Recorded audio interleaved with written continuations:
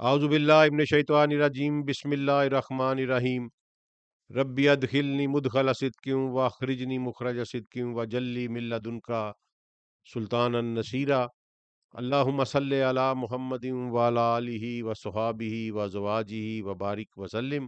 السلام علیکم ورحمۃ اللہ۔ تو انشاءاللہ ہم آگے چلتے ہیں اپنے قرآن پاک کے لیسن میں۔ امامت والا ٹاپک ہم نے بڑی تفصیل کے ساتھ جو ہے وہ ڈسکس کر لیا، اور اس میں صرف میں آخری بات یہ کہنا چاہتا ہوں کہ میں نے اپنی ریسرچ کے مطابق جو کچھ اللہ نے میرے شعور میں ڈالا، جتنی میری کیپیسٹی تھی، میں نے سمجھ کے آپ کے سامنے بیان کر دیا۔ کسی شخص پر میری رائے جو ہے وہ پابندی نہیں ہے، کسی شخص پر یہ واجب نہیں ہے۔ جس کا دل کرتا ہے وہ اس کو مانے، جس کا دل کرتا ہے وہ اسے اختلاف کرے، جس کا دل کرتا ہے وہ اسے رد کر دے۔ لیکن میں اپنے رب کو حاضر ناظر جان کے کہتا ہوں کہ میں نے سچی نیت کے ساتھ جو کچھ سمجھا، میں نے وہ آپ کے سامنے بیان کر دیا۔ لہذا کاؤنٹر آرگومنٹ جو ہے وہ میں ویسے ہی پسند نہیں کرتا۔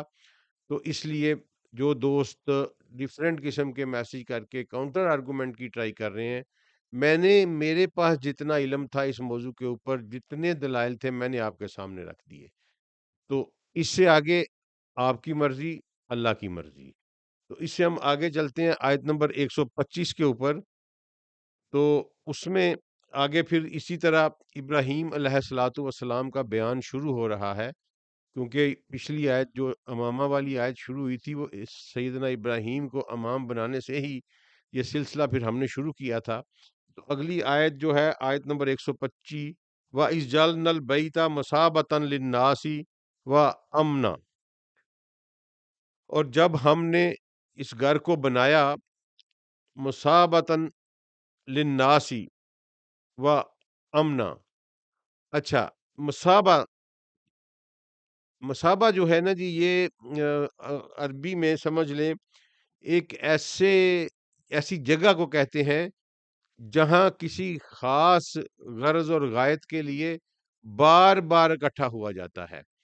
ایک دفعہ اکٹھا ہونا نہیں، ایسی جگہ جس میں بار بار اکٹھا ہوا جاتا ہے، اس کو مصابہ کہتے ہیں۔ تو اللہ کہتا ہے ہم نے اس گھر کو مصابہ بنایا للناسی، تمام انسانوں کے لیے، و امنا، اور امن کا مرکز اس کو بنایا۔ یعنی یہ ایک ایسا مرکز ہے جس کی طرف انسانیت کھینچی چلی آتی ہے یا آئے گی، اور اس میں امن ہے۔ اچھا، یہ یہاں سے اب دیکھیں کہ ایک مصابہ کے میننگ پہ جب ہم غور کرتے ہیں نا، تو یہاں سے ہمیں پتہ چلتا ہے کہ کعبہ کی جو بنانے کی غرض و غایت، اللہ نے پہلی غرض، پہلی غایت، پہلی وجہ جو اس کی بیان کی وہ یہ ہے کہ اس کو بار بار وزٹ کیا جائے۔ جو یہ آج کل کے لبرلز اور سیکولر جو یہ کہتے ہیں کہ جی ایک دفعہ حج کر لیا، ایک دفعہ عمرہ کر لیا تو لوگوں کو اب جناب بار بار نہیں جانا چاہیے۔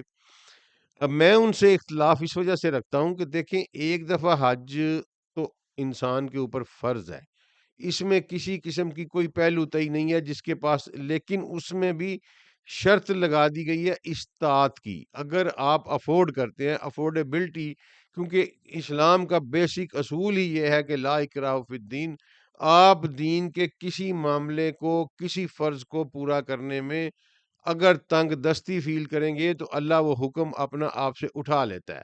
اسی طرح حج کے وسائل جن لوگوں کے پاس نہیں ہیں، جن کو اللہ نے، یا کچھ لوگ ایسے جو ساری عمر گزر گئے اور ان کو وسائل مہیا نہیں ہو سکے، اور وسائل سے مراد فنانشل وسائل بھی ہیں اور وسائل سے مراد معاشرتی وسائل بھی ہیں۔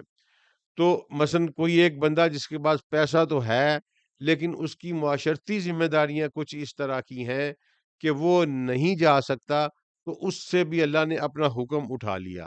لیکن اس کو مصابہ بنانے کا مطلب یہ ہے کہ جس کسی کے پاس استطاعت ہو وہ بار بار اس گھر کا وزٹ کرے۔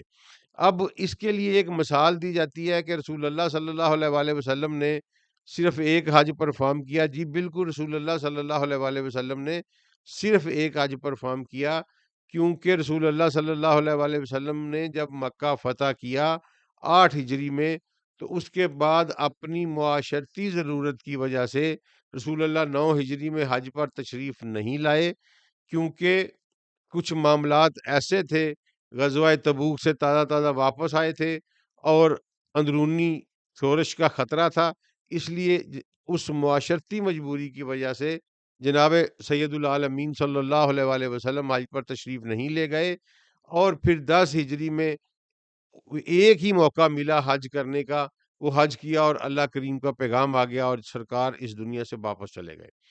تو یہ تو ایک اسپیشل سرکمسٹانسز ہے، لیکن اس کے بعد پھر ہم اکابر صحابہ کرام رضوان اللہ علیہم اجمعین اور پرٹیکولرلی خلفائے راشدین کا جب عمل دیکھتے ہیں تو آپ کو یہ جان کر حیرانگی ہوگی کہ سیدنا ابوبکر صدیق کا تو چلیں جو 2 سوا 2 سال کا پیریڈ تھا، اس میں ویسے ہی ان کی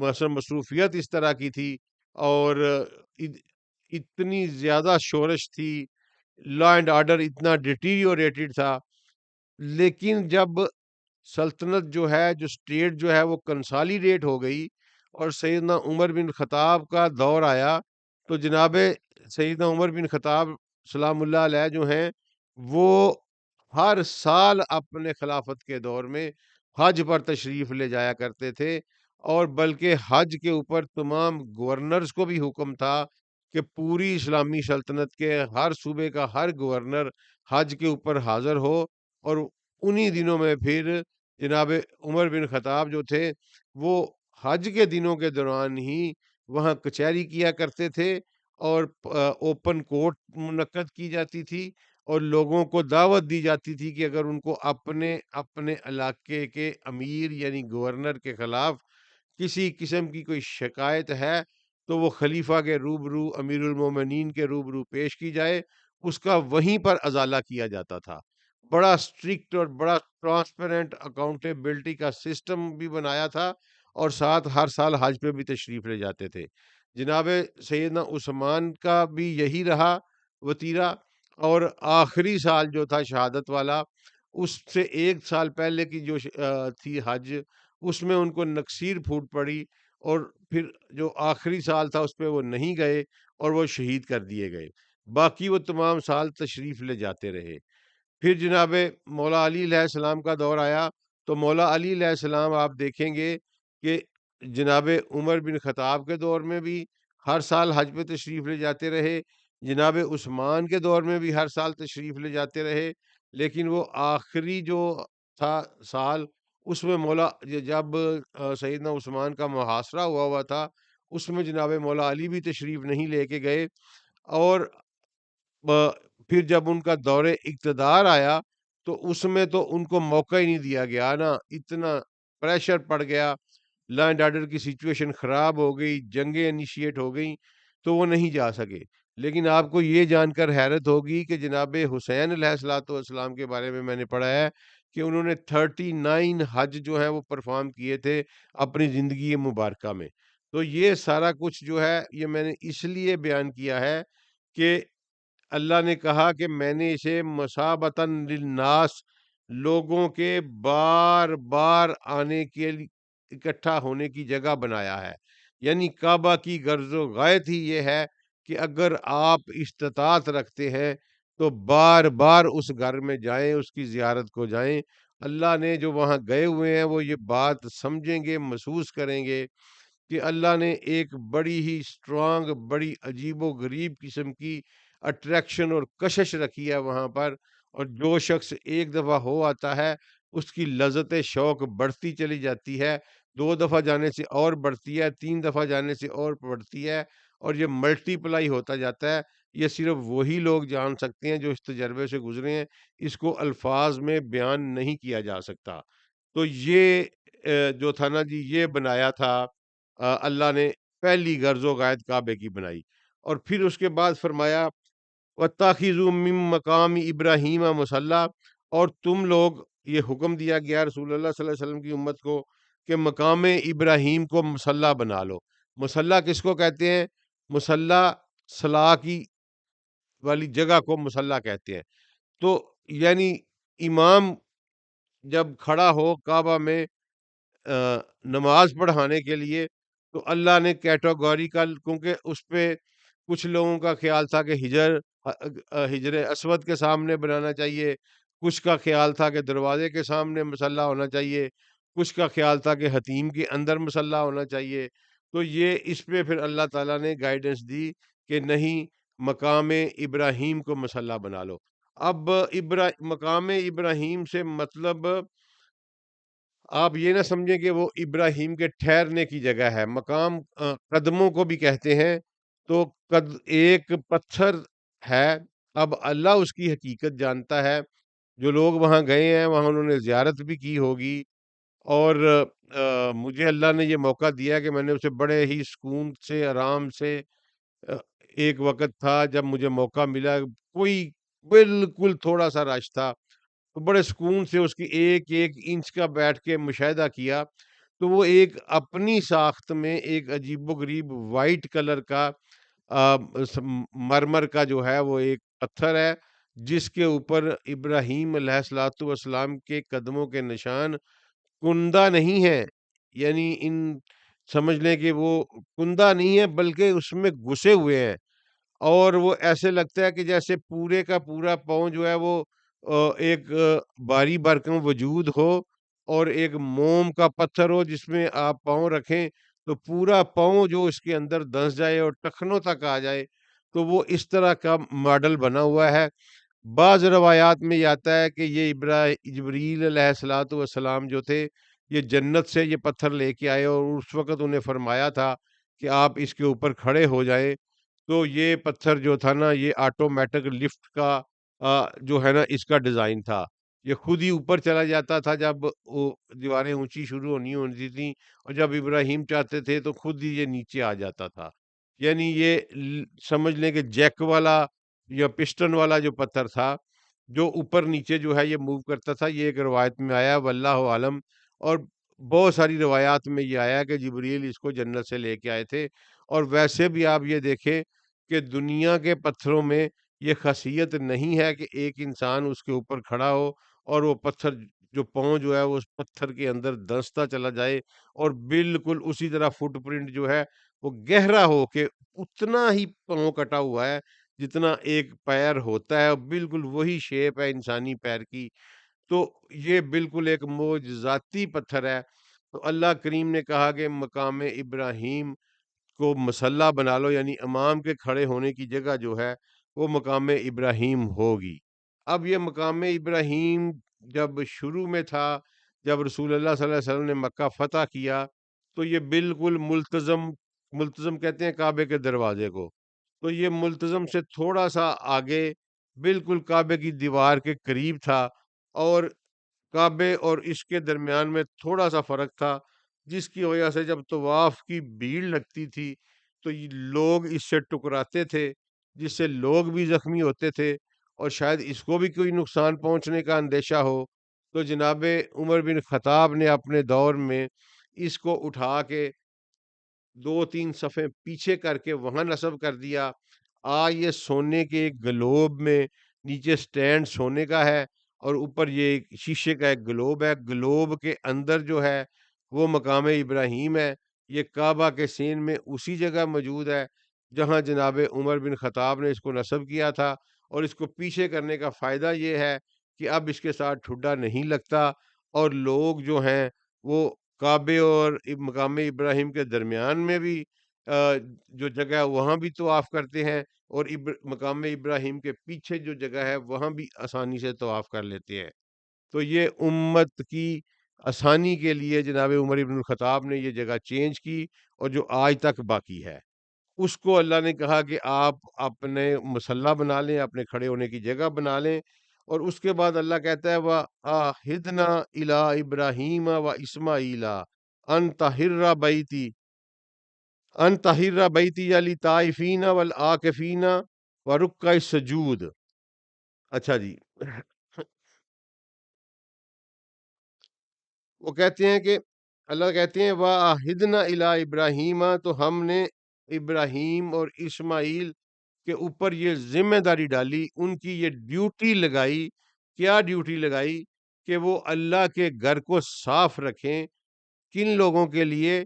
یہاں طواف کرنے والوں کے لیے، اعتکاف کرنے والوں کے لیے، رکوع کرنے والوں کے لیے، اور سجود کرنے والوں کے لیے. یعنی یہ کیٹاگریکل بات آ گئی کہ اس گھر میں آنے کا مقصد جو ہے وہ جو اللہ نے بیان کی ہیں وہ سب سے پہلا طواف ہے، اور سب سے افضل طواف ہے، کیونکہ اس کو سیکوینس میں پہلے لایا گیا ہے للطائفین، طواف کرنے والوں کے لیے. اس کے بعد اس کی افضلی سب سے اونچا کام اس میں اعتکاف کرنا ہے، اور پھر اس میں رکوع کرنا ہے اور سجدہ کرنا ہے، یعنی نوافل یا نماز پڑھنی ہے. تو سب سے افضل اللہ نے کہا کہ میں نے ان کے اوپر یہ ذمہ داری ڈالی کہ وہ میرے گھر کو پاک رکھیں، طواف کرنے والوں کے لیے، اعتکاف کرنے والوں کے لیے، رکوع کرنے والوں کے لیے، اور سجود کرنے والوں کے لیے. اچھا جی، اس کے بعد آگے جا کے پھر بات ہو رہی ہے کہ ابراہیم علیہ الصلوۃ والسلام کا اور اللہ تعالیٰ کا ایک بڑا شاندار مکالمہ ہے. وَإِذْ قَالَ إِبْرَاهِيمُ رَبِّ اجْعَلْ هَٰذَا بَلَدًا آمِنًا وَارْزُقْ أَهْلَهُ مِنْ ثَمَرَاتِ مَنْ آمَنَ مِنْهُمْ بِاللَّهِ وَالْيَوْمِ الْآخِرِ. تو اے نبی صلی اللہ علیہ وسلم یاد کیجئے کہ جب ابراہیم نے کہا کہ اے میرے رب، رب اجعل ھذا بلد آمن، اس شہر کو امن والا بنا دے. مکہ شہر کے اوپر امن کی دعا مانگی ابراہیم علیہ الصلوۃ والسلام نے کہ اس شہر کو، بلد کہتے ہیں شہر کو، اس شہر کو امن والا بنا دے، اور اس کے رہنے والوں میں سے جو کوئی اللہ پر اور یوم الآخر پر ایمان رکھتے ہوں انہیں رزق عطا کر مختلف نوع اقسام کے پھلوں کے ذریعے. اب یہ دیکھیں، یہ بڑی ہی خوبصورت بھی اور تھوڑی سی روٹین سے ہٹ کر دعا ہے کہ اس میں جناب ابراہیم علیہ الصلوۃ والسلام کہتے ہیں کہ اے اللہ، اس شہر کو تو امن والا بنا دے، لیکن اس میں سے رزق ان لوگوں کو دینا جو اللہ پر اور یوم آخرت پر ایمان رکھتے ہوں. اور رزق کون سا دینا؟ پھلوں سے رزق دینا. اب یہ وادی غیر ذی زرع تھی، آج بھی وادی غیر ذی زرع ہے. مکہ میں کسی قسم کی کوئی کاشت نہیں ہوتی، کوئی ہارویسٹنگ نہیں ہوتی، کوئی زمین کی کلٹیویشن نہیں ہوتی، نہ ہی وہ زمین جو ہے مکہ کی سوئٹیبل فار دی کراپ یا فروٹ پروڈکشن ہے. لیکن اس کے باوجود اللہ کا جلیل القدر پیغمبر یہ بات مانگ رہا ہے کہ ان کو پھلوں سے رزق دینا. یعنی کہ جس جگہ پہ کچھ بھی پیدا نہیں ہوتا، اب آپ سوچیں کہ وہاں پھل کہاں سے آئیں گے. اللہ کے پیغمبر نے، اس پیغمبر جلیل نے اپنے لیے اور اپنی اولاد کے لیے کہ جو میری اولاد میں سے اس شہر کے رہنے والے اللہ پر اور یوم آخر پر ایمان رکھیں گے، اے اللہ تو انہیں پھلوں سے رزق دے. اب یہ تو ایک انسان کی دعا ہے نا جی. پیغمبر ذیشان جو تھے جناب سیدنا ابراہیم خلیل اللہ، وہ بہت مرتبے والے تھے، لیکن بہرحال وہ ایک انسان تھے. اور یہ ایک انسان کی سائیکالوجی کو مد نظر رکھتے ہوئے ابراہیم علیہ السلام نے دعا مانگی. آگے جو دعا سننے والا ہے وہ اس کائنات کا رب ہے. اس نے اپنے اوپر واجب کیا ہوا ہے اس کائنات کے رہنے والوں کو روزیاں اور رزق دینا. اور اس کا جواب دیکھیں کتنا پیارا ہے کہ ابراہیم کہہ رہے ہیں کہ پھلوں کا رزق ان کو دینا جو اللہ آپ کو مانے اور یوم آخرت پر ایمان رکھتے ہوں. لیکن اللہ کہہ رہا ہے وَقَالَ وَمَنْ كَفَرَ فَأُمَتِّعُهُ قَلِيلًا. اللہ نے کہا کہ جو کفر کرے گا میں اسے بھی دوں گا، میں اسے بھی دوں گا قلیلاً، لیکن تھوڑا دوں گا. ثم اضطرہ الی عذاب النار، اور پھر میں مجبور کر دوں گا اسے پش کر کے، یعنی ان اینی کیس میں اسے آگ کے عذاب کی طرف لے کر جاؤں گا. یہ جو لفظ یوز ہوا از ترہو کا مطلب ہے کہ پشڈ ود فورس یا انولنگلی، وہ نہ بھی کوئی جانا چاہے گا تو اللہ کہتے ہیں میں اسے دخیل کر پش کر کے اپنے زور سے اس کو میں آگ کے عذاب کی طرف لے جاؤں گا، لیکن دنیا میں ان کی روزی، ان کا رزق بند نہیں کروں گا. اللہ نے ابراہیم کی یہ دعا تو مان لی کہ اس شہر کو امن والا بنایا اور اس شہر کے رہنے والوں پر پھلوں کا رزق پے در پہ بھیجا، لیکن اور آج تک بھیج رہا ہے. لیکن ابراہیم کی وہ جو شرط تھی کہ یہ رزق صرف ان کو ملے جو اللہ اور یوم آخر پر ایمان رکھتے ہوں، تو اس کو اللہ کریم نے تسلیم نہیں کیا اور کہا کہ نہیں، جو ایمان نہیں بھی رکھتے، جو کافر بھی ہیں، وہ بندے میرے ہی ہیں، میں ان کا رب ہوں، میں ان کی روزی بند نہیں کروں گا. میں ضرور اس شہر میں انہیں دوں گا، لیکن جتنا مومنوں کو کھلاؤں گا اس سے تھوڑا کھلاؤں گا انہیں، اور پھر ان کو مجبوراً لے جاؤں گا آگ کی طرف. وابس المصیر، اور وہ لوٹنے کی بہت ہی بری جگہ ہے جو عذاب جہنم ہے یا عذاب النار ہے. اچھا جی، اس کے بعد اب آگے دیکھیں کہ سورہ 27 نمبر آیت میں وَإِذْ يَرْفَعُ إِبْرَاهِيمُ الْقَوَاعِدَ مِنَ الْبَيْتِ وَإِسْمَاعِيلُ. اچھا جی، جب یرفع بلند کر رہے تھے ابراہیم کعبہ کی بنیادیں اور اسماعیل بھی ان کے ساتھ تھے، جب وہ کعبہ کی بنیادیں جو ہیں وہ بلند کر رہے تھے، اس کا مطلب ہے کہ کعبہ کی بنیادیں ابراہیم علیہ الصلوۃ والسلام نے نہیں کھودی. یہ سیدھی سمپل سی بات ہے کہ بنیاد جو تھی، جو فاؤنڈیشن تھی، وہ پہلے سے موجود تھی. ابراہیم علیہ الصلوۃ والسلام نے وہاں سے اس فاؤنڈیشن سے کعبے کی تعمیر کا آغاز کیا اور اس کو بلند کیا. تو وہ فاؤنڈیشن پہلے سے موجود تھی.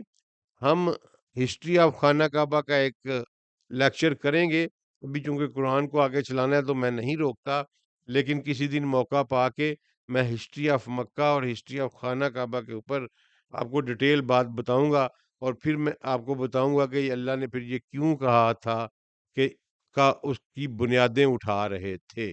ٹھیک ہے، اس کا مطلب ہے یہ آپ صرف یہاں صحیح ذہن میں رکھیں کہ کعبہ کی بنیادیں پہلے سے موجود تھیں، اور کعبہ کی بنیاد جو ہے وہ ایک دفعہ پھر نبی کریم صلی اللہ علیہ وآلہ وسلم کی زندگی مبارکہ میں بھی جو ہے وہ ننگی ہوئی، نیکڈ کی گئی.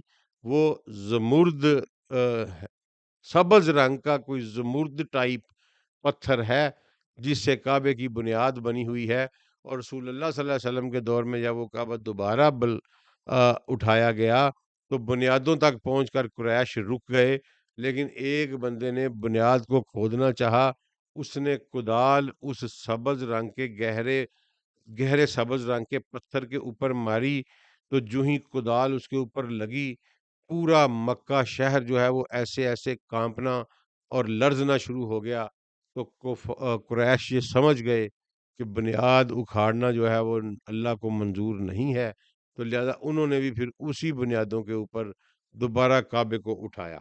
یہ ایک واقعہ تھا جو اس سے ریلیونٹ تھا، میں نے کہا آپ کو بیان کر دوں. اچھا جی، ربنا تقبل منا، یعنی جب وہ یہ بنیادیں اٹھا رہے تھے اس وقت ساتھ ساتھ یہ دعا کر رہے تھے کہ اے اللہ اس شہر کو امن والا بنا دے، اس کے رہنے والوں میں جو امن ایمان والے ہوں ان کو پھلوں سے رزق دے. اور ربنا تقبل منا، اے اللہ، اے ہمارے رب، ہماری دعا کو قبول فرما. انکا انت السمیع العلیم، بے شک تو سننے والا بھی ہے اور ہر چیز کا علم رکھنے والا، جاننے والا بھی ہے.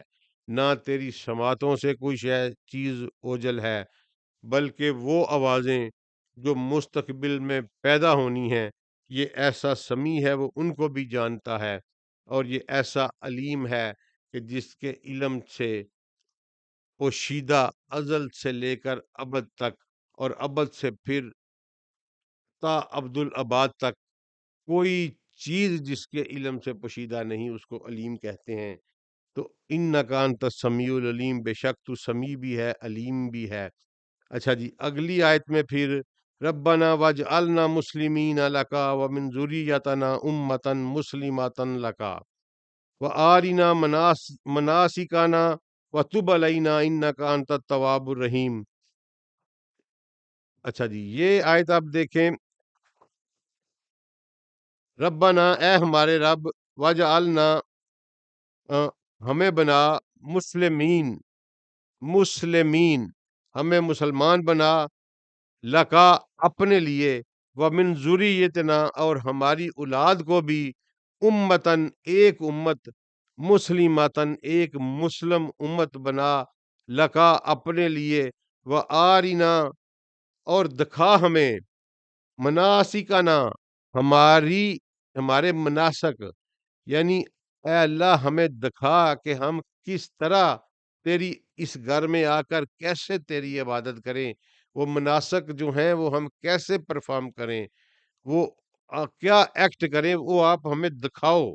وَتُبْ عَلَيْنَا، اور ہم ہمارے اوپر مہربانی فرمائیں، اِنَّكَ أَنْتَ التَّوَّابُ الرَّحِيمُ، اور ہماری معافی کو قبول فرمائیں، ہم پر مہربانی فرمائیں، بے شک آپ ہی توبہ قبول کرنے والے ہیں اور رحیم، رحم کرنے والے ہیں۔ تو یہ جناب والا ابراہیم علیہ الصلوۃ والسلام کی دعا ہے کہ اے ہمارے رب، ہمیں مسلمین بنا، مسلمین بنا۔ اس لیے میں کہتا ہوتا ہوں کہ ہم صرف مسلمان ہیں، لکا، اپنے لیے، یعنی مسلمین کو یہاں آپ اگر وربیٹم میں لیں تو جھکے ہوئے، فرما بردار، انتہائی اوبیڈینٹ، کس کے؟ لکا، اپنے لیے، اللہ کے سامنے جو انتہائی اوبیڈینٹ ہو، اور اللہ کے سامنے جس کی اپنی کوئی ول نہ ہو، اس کو مسلم کہتے ہیں۔ یہ ڈیفینیشن ہے مسلم کی، کہ اللہ کے سامنے جس کی اپنی کوئی ول نہ ہو، اس کی ساری ول جو ہیں وہ اللہ کے تابع ہوں، تو وہ مسلم ہوتا ہے۔ اور نہ صرف یہ دعا مانگی کہ ہمیں مسلم بنا، بلکہ ہماری جو اولاد ہے اس کو بھی مسلم بنا، اور اپنے لیے ہی مسلم بنا، اور ہمیں دکھا، یہاں سکھایا کا لفظ نہیں ہے، تعلیم دینے کا لفظ نہیں ہے، وہ آرینا، ہمیں دکھا کہ ہم اپنے مناسک کیسے ادا کریں، ہمیں معاف فرما، ہم پر مہربانی فرما، بے شک تو مہربانیاں کرنے والا ہے، توبہ قبول کرنے والا ہے۔ اچھا جی، اس میں اب دو الفاظ ہیں، ایک توبہ کا، تواب، اور ایک رحیم۔ اس کی میں نے آپ کو ڈیٹیل جو ہے نریشن دینی ہے، اور ساتھ اگلی آیت جو ہے وہ بھی بڑی ہی سیر حاصل قسم کی آیت ہے، اور اس کے اوپر بھی ایک آیت کے اوپر انشاءاللہ پورا لیکچر لگے گا۔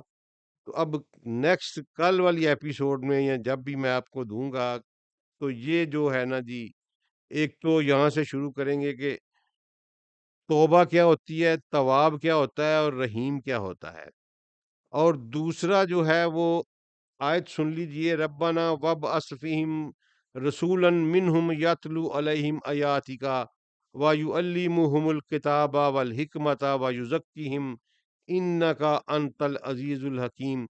اور اگلی دعا ابراہیم کی یہ تھی کہ اے ہمارے رب، ان میں مبعوث فرما ایک رسول، انہی میں سے، رسولن منہم، انہی میں سے، یتلو علیہم آیاتک، جو ان پر آپ کی آیات کو تلاوت کرے، وَيُعَلِّمُهُمُ الْكِتَابَ، اور کتاب کا علم دے انہیں، والحکمت، حکمت سکھائے، وَيُزَكِّهِمْ، اور ان کا تزکیہ کرے.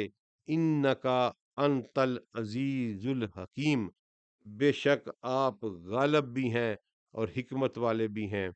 یہ میرے رسول صلی اللہ علیہ وآلہ وسلم کے لیے دعا مانگی گئی. ساتھ میرے رسول صلی اللہ علیہ وآلہ وسلم کے چیدہ چیدہ اصاف حمیدہ بیان کیے گئے. ان کے اوپر اگلی قسمیں ایک ایک کر کے ڈسکس کریں گے، اور انشاءاللہ بہت دلچسپ ہوگا آپ سب کے لیے. السلام علیکم ورحمۃ اللہ وبرکاتہ.